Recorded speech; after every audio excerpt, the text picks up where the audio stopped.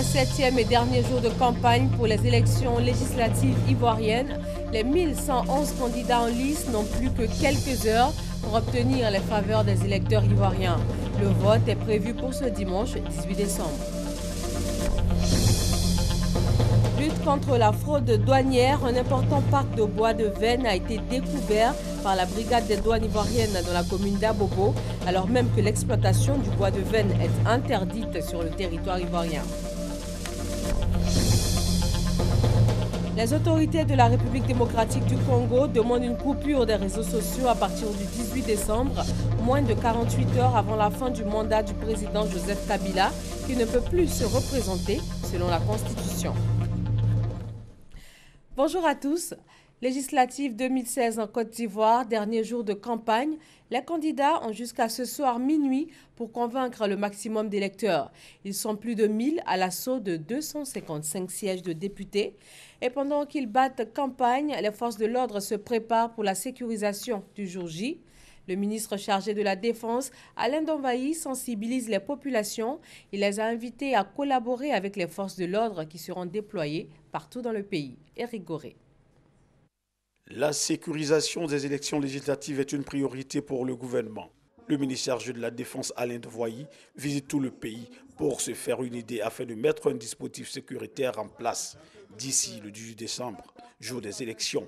Cette tournée permet au ministre de s'entretenir avec les différentes populations, car ces populations sont associées au processus, comme ici dans le village de Lilio, situé à une 50aine de kilomètres de Soubré. Il faut une sensibilisation d'abord auprès des populations pour qu'elles aillent au vote de façon apaisée, que les campagnes se passent dans un esprit de fraternité, parce qu'après les votes, il faut bien vivre ensemble. Vous savez, ce n'est pas la première fois qu'on sécurise des élections, mais c'est la première fois, en dehors du vote référendaire, que l'ONUCI, qui était présent partout lors de nos élections pendant plus de 10 ans, n'est plus là. Et donc nous avons pris le relais et marquons le territoire national par une présence permanente depuis quelques jours et une présence qui va être accrue et renforcée. Jeunes gens, hommes, femmes et filles ont été sensibilisés. Ils doivent collaborer avec les forces de l'ordre pour leur faciliter la tâche le jour des élections. Triste décor hier à Bangerville. Maisons inondées, voitures emportées, installations électriques endommagées et murs écroulés sous la pression des eaux. La pluie d'hier jeudi a laissé des familles entières sans abri. Malika Koulibaly. Voici le visage que présente le quartier CIE après la forte pluie qui s'est abattue à Bangerville. Des familles délogées par l'eau qui a envahi littéralement leur maison. Tous les meubles, que ce soit les fauteuils, que ce soit les réfrigérateurs, les congélateurs, tout est parti en sac, les lits, les matelas, tout. Parce que la taille de l'eau avait environ 1,50 m. Dans son courant, la pluie n'a fait aucune distinction, ni même de race. Chez ce ressortissant français, les dégâts sont tout aussi considérables. Groupe électrogène qui fait 80 kg, on l'a retrouvé 100 mètres plus loin à côté des compteurs à eau. Vous voyez un peu la force de l'eau qui arrivait. Alors imaginez le frigo, la machine à laver, la gazinière, le matériel IFI, les enceintes, tout ça, tout est mort. Cet incident n'est pas le premier du genre. Et les victimes visiblement remontées contre ce fait récurrent accusent. Depuis qu'on a mis les maisons en vente, qu'on a achetées, alors il y a eu des modifications. Et c'est ce qui a empêché l'eau de passer sur le lit naturel. Et l'eau étant stockée, il a cherché des passages. Depuis 6 ans, nous sommes dans cette affaire-là. De la mairie, en passant par toutes les autorités compétentes, on a adressé des courriers. Ça a accouché d'une souris. Je vous en prie, aujourd'hui, que ce soit vraiment la fin de notre calvaire. Heureusement, pas de perte en vie humaine. Dans le domaine du transport urbain, les mototricycles gagnent du terrain à Abidjan. On les savait très prisés à l'intérieur du pays, mais ils font désormais partie du décor abidjanais. Ces 3 roues transportent surtout de la marchandise d'un quartier à un autre, contre des sommes moins importantes que pour les moyens de transport dits conventionnels. Nous ne sommes pas à Katiola, encore moins dans une autre ville de l'intérieur du pays. Nous sommes bien à Abidjan, à Cocody. Ici aussi, dans cette grande agglomération, les tricycles ont fait surface. Nous sommes quittés à Yopougon et nous sommes allés déposer Placali à Petit Bassam, Boboué. 10 sacs de Placali, puisque nous pensons chez elle, nous avons déposé les 10 sacs chez elle. Et maintenant, nous allons déposer les 6 sacs de bananes chez notre client d'ici. Pour mieux comprendre ce nouveau trafic, rendez-vous à Djamé où il prend toute sa source. On poussait au trou. Donc quand le moteur est sorti, les gens ont payé le moteur pour nous donner, on roule, on fait recette. On prend bagage 5 000, on va beaucoup. Et des fois on peut faire 3 voyages. Et gagner moins c'est 15 000. 15 000 après recette, on prend carburant 2 000, on gagne plus de cocottes. Un moyen exclusivement consacré au transport des biens, des marchandises. Il se développe assez rapidement car les commerçants le trouvent beaucoup plus bénéfique. Bon, il m'a pris à 6 000. Waouh! D'Adjamé à Bouedmi. C'était une taxi, elle a payé au moins 10 000, 10 000. Si tu vois que les femmes viennent derrière nous parce que ça les arrange. Parce qu'on prend, on s'en déposer ces à la maison ou soit dans les places au marché. Nous on transporte, on s'en met dans les places. La floraison de ces engins motorisés à 3 roues dans le Gotha du transport abidjanais n'est toujours pas sans difficulté. Leurs concurrents sérieux, les taxis compteurs d'un côté et de l'autre, les taxes municipales. Non, ça ne nous arrange pas parce que si on doit prendre des clients avec trucs, on ne peut plus les avoir puisque deux ou trois clients se mettent ensemble, ils prennent les tricycles et puis ils s'en vont. Mais ce que j'ai pris, 10 sacs de Placali, tu ne peux pas prendre. Voilà. Donc, toi et moi, nous ne sommes pas sur la même voie. Ce qui nous fatigue là, c'est à propos de la mairie là. C'est à propos de la mairie. C'est la mairie qui nous fatigue. Sinon, tous les motos là, ils ont papier complet. Dans ce vaste trafic, dans la capitale économique, les 3 roues trouvent le moyen de se faire valoir. Le risque que cela peut occasionner, ils le savent, mais peu importe. Depuis maintenant 5 ans, il faut aussi compter avec eux pour transporter nos bagages. Et pourquoi pas nous-mêmes pour un petit tour. La commune de Marcory s'offre des panneaux de signalisation. Il s'agit pour le conseil municipal de fluidifier la circulation et d'amener les usagers à mieux se comporter sur la route. Grâce Kando. Franchement, à Marcory, c'est compliqué pour nous. Même pour prendre un client, c'est difficile pour nous. Pour garer, on ne peut pas s'arrêter puisque le coin est serré aussi. Les stationnements anarchiques créent un grand désordre dans la commune de Marcory, obstruant ainsi la chaussée. Pour la fluidité de la circulation, le conseil municipal a construit des parkings et installé des panneaux de signalisation. Si vous dites à quelqu'un de ne pas garer et qu'il n'y a pas de panneau qui dit qu'on ne gare pas, et que la personne gare, la personne est à demi-fautif. Donc aujourd'hui, nous mettons des panneaux qui signalent, qui disent très bien qu'aux deux endroits précis, on ne gare pas. Donc celui qui gare là-bas, c'est qu'il a décidé d'affronter l'autorité. Donc il sera amendé. Et nous avons aussi aménagé des parkings. Il est bon qu'on signale ces parkings-là pour que les gens puissent dorénavant garer dans ces parkings qui sont aménagés, pour ne plus que nos usagers garent n'importe comment pour obstruer la voie.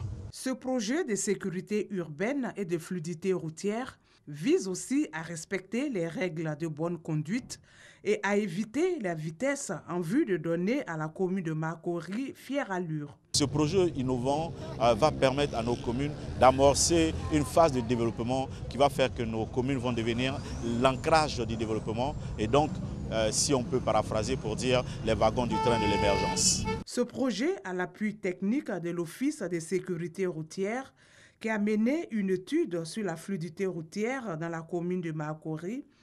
Il était ainsi urgent de remédier à cette situation d'anarchie. Lutte contre la fraude douanière, un important parc de bois de veine a été découvert par la brigade des douanes ivoiriennes. Une saisie effectuée dans la commune d'Abobo, alors même que l'exploitation du bois de veine est interdite en Côte d'Ivoire. Cita Soro. Bonne prise pour les éléments de la brigade spéciale des douanes ivoiriennes. Un important parc de bois de veine a été découvert par ces derniers, non loin d'une scierie à Djibi Village, sur l'axe Abobo, à l'épée. Une prise possible après que les agents aient été informés de l'existence de ce parc clandestin. C'est une quantité vraiment importante que nous avons trouvée ici. Après plusieurs questions posées aux propriétaires de la série qui est à côté, il s'avérait que c'est pour lui le bois. Depuis l'interdiction, il a mis ses bois ici. Mais ce qui est curieux, c'est qu'ils ont emporté des conteneurs qui ont disparu dans la nature. Le capitaine Antoine Bailly a rappelé qu'un décret a été pris par l'État ivoirien interdisant l'exploitation et la commercialisation du bois de veine sur toute l'étendue du territoire national. À cet effet, toute personne se rendant coupable d'un tel délit sera considérée comme un bandit et traitée comme tel. Une enquête a été diligentée en vue de démanteler ce réseau de trafiquants. Cette saisie est la deuxième du genre depuis l'interdiction d'exploitation du bois de veine. L'hypertension artérielle et le diabète au cœur d'une rencontre franco-ivoirienne. Wake Up Africa veut créer un réseau pour la prise en charge des malades de l'hypertension et du diabète afin d'aider les non-spécialistes à la gestion de ces tueurs silencieux. Maria Kobi et Amadou Ouattara. Pendant 3 jours, les spécialistes de l'hypertension artérielle et du diabète de Côte d'Ivoire et de France ont planché sur le thème pour un réseau de prise en charge de l'hypertension artérielle et du diabète.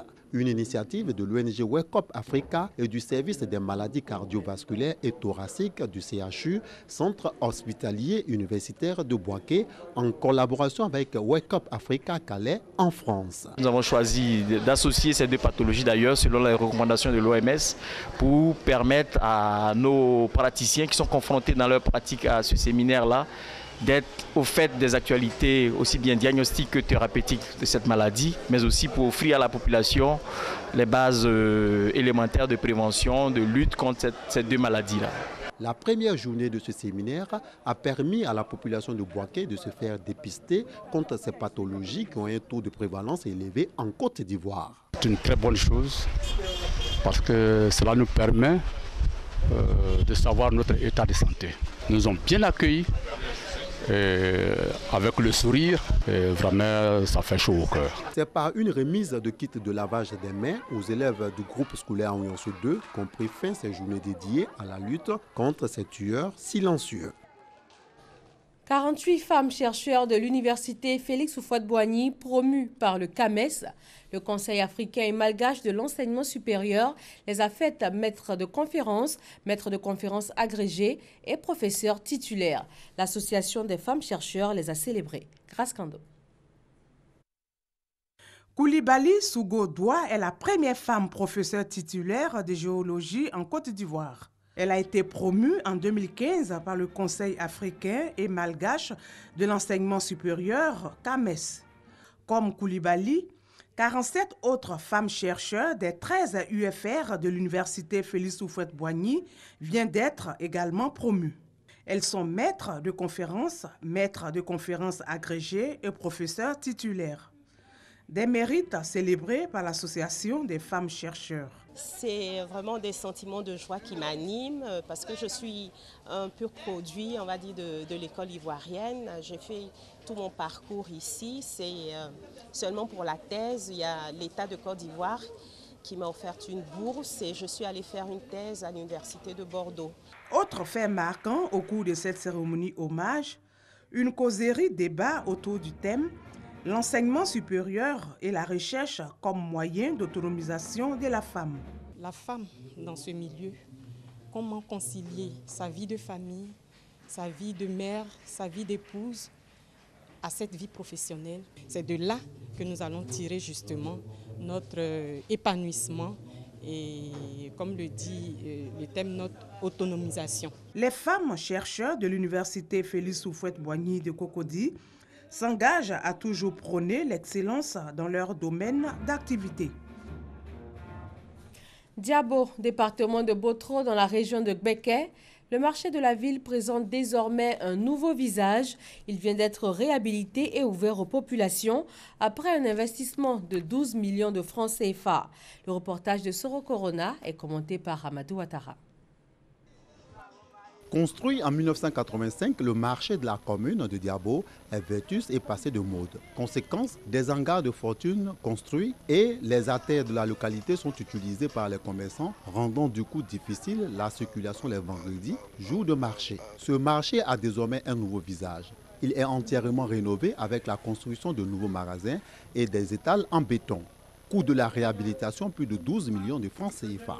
C'est une réalisation du conseil municipal de Diabo. Le budget alloué par l'État n'est pas du tout reluisant, donc il faut compter sur ses propres ressources. Et c'est ce qui nous a amené à mettre en priorité l'organisation du marché et donc réhabiliter ce marché pour le bonheur de nos commerçants. Dire à nos commerçants que ce marché est leur.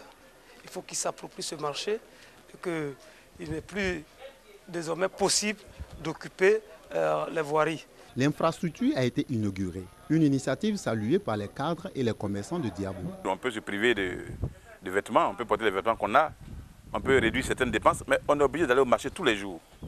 Or, Diabo n'avait pas de marché. On était à terre comme ça, on plaçait les trucs à terre. Même si un peu de vent seulement, quand vous voyez dessus, là, tout est sable. Ça devient sale comme ça. Mais actuellement, vraiment, on est content. Outre la réhabilitation du marché, les commerçants de la commune de Diabo ont bénéficié de la construction d'une vingtaine de magasins modernes. À Divo, dans le Lodjibois, les cadres de la génération 70-80 s'engagent dans le social.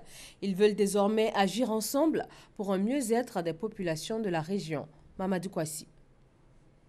Après l'ambulance médicalisée le mois dernier, les cadres de la génération 70-80 de la région du Lodjibois viennent de faire parler leur cœur. Un véhicule neuf de type 4x4 est offert à Paul Aliko Tegbo, le chef des chefs de la région de Lodjibois. Un geste pour permettre au premier responsable des chefs traditionnels et à son équipe de multiplier les actions de paix et de renforcement de la cohésion sociale dans la région du Lodjibois. C'est une réalité, notre devoir en tant que citoyen, mais aussi en tant que fils de la région, c'est de faire ce que nous pouvons. L'État ne peut pas tout faire, c'est connu. Il appartient aux usagers, dans la mesure du possible, d'agir. Ce geste a été véritablement un geste de qualité, apprécié par nos parents, nos frères, nos fils et nos aînés. Cette cérémonie de remise des véhicules a réuni les populations et les chefs des 20 cantons de la région du Lodjibois. Elle était également l'occasion pour les chefs traditionnels d'inviter les fils et filles à travailler dans l'union et la solidarité pour le développement de la région. Je le confie à Dieu pour travailler pour notre région. Voyez-vous, il a vraiment donné. Il m'a fait faveur. Il y aura les autres frères qui doivent venir l'aider. Les autorités administratives et politiques ont salué l'action des cadres de la génération 70-80 de la région du Lodjibois. Pour ces intervenants, les initiatives de Zéro Bertin et ses camarades vont davantage renforcer la cohésion sociale, mais aussi contribuer au développement de la région. La ville de Ouagayo, dans l'ouest ivoirien, a maintenant son plan stratégique de développement. Il a été réalisé par le Bureau national d'études techniques et de développement. Les grandes lignes de ce plan avec Thérèse Yoboué. Le plan stratégique de développement de la commune de Ouagayo, région du Gor, a été élaboré autour de la gestion durable du cadre de vie, du développement économique, des ressources naturelles, du renforcement des infrastructures et l'amélioration de la gouvernance locale. La restitution de ce plan stratégique s'est faite au cours d'un atelier qui a regroupé des représentants de la population. Le maire de Ouagayo a pour sa part insisté sur la capacité de sa commune à obtenir des financements et accélérer le développement de sa localité. Ouagayo est situé à 17 km de Gagnoa, région du Gor. C'est une localité productrice de café, cacao et de produits vivriers. Quelle réglementation sur l'usage des pesticides dans le domaine agricole? Le ministère ivoirien de l'Agriculture et du Développement durable a réuni les experts du domaine. Il a entre autres été question de la création du comité ivoirien de gestion des pesticides, Perpétuc-Pan et Malika Koulibaly. Les produits phytopharmaceutiques, communément appelés pesticides, sont essentiels pour la qualité des récoltes parce qu'ils jouent un rôle de protection des produits agricoles. En raison de l'importance de ces produits dans la valorisation de l'agriculture, le ministère de l'Agriculture et du Développement rural a initié un atelier d'information et de sensibilisation. Objectif, la création du Comité national de gestion des pesticides. C'est un comité qui va se charger de recevoir donc les demandes d'agrément, donc demandes d'homologation des pesticides, afin donc de les transférer à Accra, zone humide, zone dont nous dépendons. Parce qu'il faut expliquer que la Côte d'Ivoire est engagée dans un processus d'homologation commune des pesticides dans l'espace CEDEAO. Les pesticides à utiliser avec prudence. La création d'un comité national de gestion des pesticides en Côte d'Ivoire va donc permettre d'assurer la sécurité de l'utilisateur et du consommateur. Que si vous êtes homologué sur l'ensemble de l'espace CEDEAO, en ce moment-là, chaque État prendra les dispositions pour que ne circule dans son territoire que les produits homologués. Et cela devrait pouvoir régler le problème pour que, effectivement, la population soit protégée et que les consommateurs soient protégés. Les participants devront au terme de l'atelier soumettre leur contribution aux autorités compétentes pour signature. Le ministère des Eaux et Forêts célèbre ses 2e et 3e prix d'excellence 2016. Il s'agit à travers eux d'exhorter chaque agent, chaque Ivoirien, à la culture de l'excellence dans son quotidien. Herman Niamia. Ce sont 9 personnes et structures du secteur des eaux et forêts qui ont été primées lors de la cérémonie d'excellence 2016. Les premiers ayant reçu leur prix des mains du président de la République Alassane Ouattara, c'est le ministre Louis-André Dakouri Tablé qui a remis les prix des 2e et 3e. Les récipiendaires n'ont pas manqué de traduire leur reconnaissance au ministre des Eaux et Forêts et à l'État ivoirien qui ont reconnu leur mérite. Ils ont promis de redoubler d'efforts afin de sauver le peu de parcelles qui restent des forêts ivoiriennes. Les primés sont issus des catégories meilleur acteur de reboisement, meilleur comité de lutte contre les feux de brousse et meilleur agent technique du ministère des Eaux et Forêts. Le ministère du Pétrole et de l'Énergie célèbre lui aussi les meilleurs. Il a attribué des prix aux meilleures entreprises du secteur des hydrocarbures et de l'énergie. Perpétue Pan et Malika Koulibaly. Le ministère du Pétrole et de l'Énergie veut bâtir une administration moderne et forte avec des animateurs rigoureux. Ces animateurs ont été trouvés et récompensés. Ils ont reçu des prix des meilleures entreprises des secteurs des hydrocarbures et de l'énergie. Chers lauréats, je voudrais saluer les efforts supplémentaires qui vous ont valu ces prestigieuses distinctions. Je vous invite à les appréhender comme un engagement ferme en faveur de l'exemplarité en toutes circonstances et de l'amélioration continue des performances. Je ne doute nullement que vous puissiez réussir ce challenge, étant entendu que votre désignation est le fruit d'un processus transparent basé sur des critères objectifs. Les lauréats promettent de maintenir le cap. Ils s'engagent à plus de travail toute l'année pour glaner encore les lauriers. Ces lauréats du secteur des hydrocarbures sont conscients du devoir qui s'impose désormais à eux d'être un modèle par le mérite dans l'avènement d'un Ivoirien nouveau pour la marche accélérée de notre chère nation vers l'émergence à l'horizon 2020. Ce sont au total 5 millions de francs CFA qui ont été remis aux meilleures entreprises des secteurs des hydrocarbures et de l'énergie. Un nouveau chef à la tête du village d'Aprimandou dans le département de Bandoukou, Nanan Kwaku Ofori Ier, a été intronisé selon les us et coutumes du peuple bran. Le reportage est signé Mamadou Kouassi.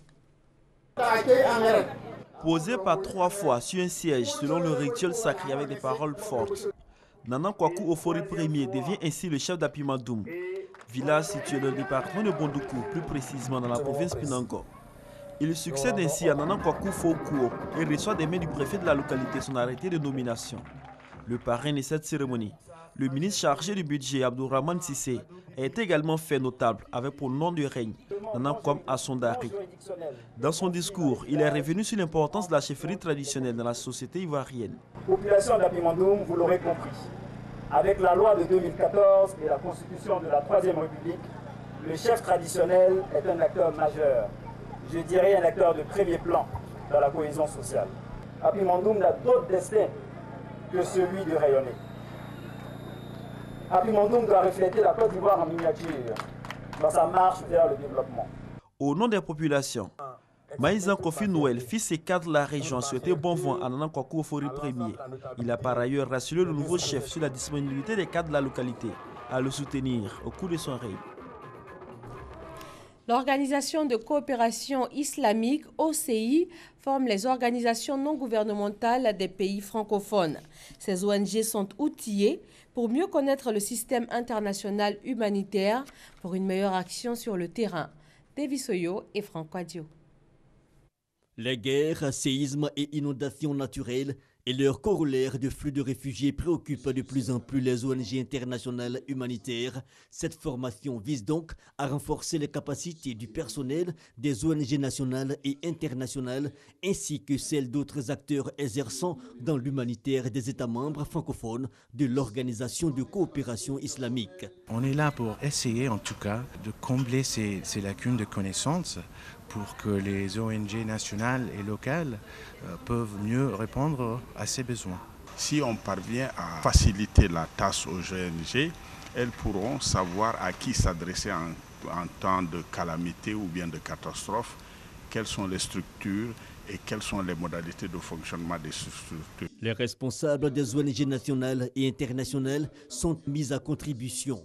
Il s'agit d'être outillés pour mieux réaliser les interventions sur le terrain. On a des connaissances fragmentaires dans ce domaine-là qui vont être renforcées par le partage d'expériences entre nous ici d'abord et encore par un renforcement des experts que nous avons ici. Ça permettra à nos ONG d'être encore plus efficaces sur le terrain, de centrer encore nos actions.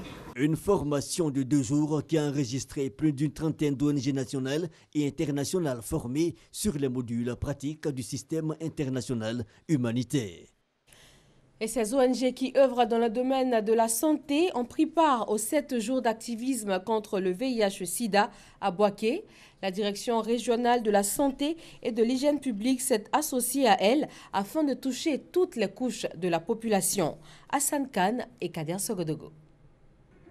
Mobilisation des organisations non gouvernementales et de la société civile pour la clôture des 7 jours d'activisme contre le VIH-Sida à Boaké. Cette cérémonie s'inscrit dans le cadre de la 29e édition de la lutte contre la pandémie. Pour l'occasion, des messages de sensibilisation et de dépistage volontaires ont été adressés à l'assistance. Le VIH est toujours d'actualité. Vous voyez que nous avons invité les élèves parce que sont les plus actives. Et en plus, il y a les populations clés dont on parle aujourd'hui, c'est-à-dire les personnes, les professionnels du sexe, les routiers, les hommes ou les femmes qui mettent le sexe avec leur partenaires de même sexe sont les populations clés qui sont beaucoup touchées. Les autorités politiques et administratives ont exprimé leur satisfaction quant aux dispositions prises par l'État dans la lutte contre ce fléau. Il faut noter que la tendance est à la baisse concernant le taux de prévalence dans le pays. Ce taux est passé de 3,7% en 2012 à 2,7% en 2014 selon des statistiques de l'ONU-SIDA. Dans l'actualité internationale, les autorités de la République démocratique du Congo ont demandé une coupure des réseaux sociaux à partir du 18 décembre, moins de 48 heures avant la fin du mandat du président Joseph Kabila. Et selon la Constitution, il ne peut se représenter. La situation menace de se dégrader dans le pays. La principale plateforme de l'opposition continue de protester, notamment contre l'accord signé avec la majorité des partis de l'opposition. Elle plaide pour le départ de Kabila. Évacuation suspendue à Alep en Syrie. Des explosions auraient été entendues ce matin. Les organisations humanitaires ont reçu l'ordre de quitter l'est d'Alep. Tout se passait pourtant bien. L'évacuation de milliers de rebelles et de membres de leurs familles s'est poursuivie toute la nuit de jeudi à vendredi. Aucune information pour l'instant sur une probable reprise de l'opération, mais le Conseil de sécurité de l'ONU doit se réunir dans la journée afin de tenter d'obtenir un déploiement d'observateurs internationaux. Ils seront chargés de surveiller les opérations d'évacuation. Le président syrien Bachar al-Assad s'est pour sa part félicité de la victoire de ses troupes à Alep, deuxième ville du pays. Voilà, merci de votre attention. Un nouveau journal à 20h sur RTI 1 avec Marie-Laure Ongoran. Et là, vous aurez les derniers temps forts de la campagne pour le scrutin législatif parce que les candidats ont jusqu'à ce soir minuit pour essayer encore de convaincre les électeurs. Très bon vendredi à tous.